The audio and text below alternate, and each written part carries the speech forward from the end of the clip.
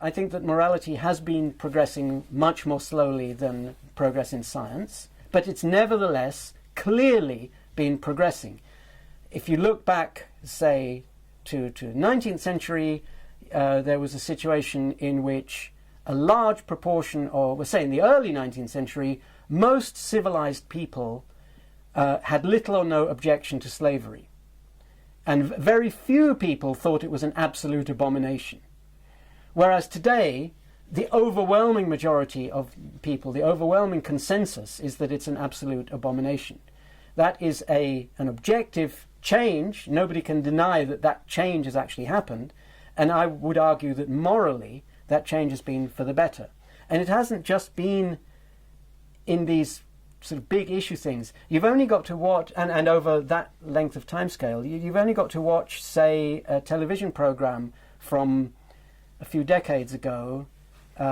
Watch early series of Star Trek, for example, which was a program that was consciously trying to look ahead to see what society would be like in the future.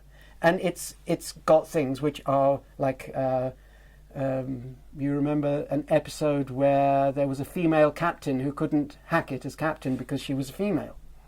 Now, not only is that now politically incorrect, they wouldn't be sort of allowed to do it, but, which I think, by the way, is a bad tendency. But the thing I'm pointing out is not that they wouldn't be allowed to do it, it's that it seems ridiculous. Most people today consider that theory ridiculous. So, and that is also moral progress. So, and this moral progress happened in some societies and not others. And that's a very important fact.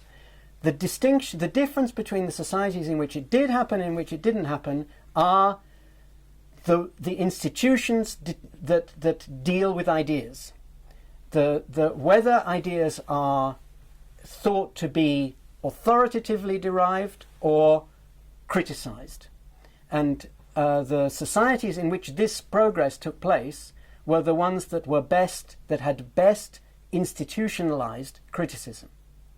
This idea of a tradition of criticism is itself an almost paradoxical thing, like fallibilism itself, because throughout human history people have lived by tradition, and tradition means doing the same thing generation after generation, whereas criticism means trying to change things moment to moment, let alone generation to generation. But nevertheless, there is such a thing as a tradition of criticism, and it's the most valuable thing in the world. It's the thing that all progress, not only political, but everything else, depends on.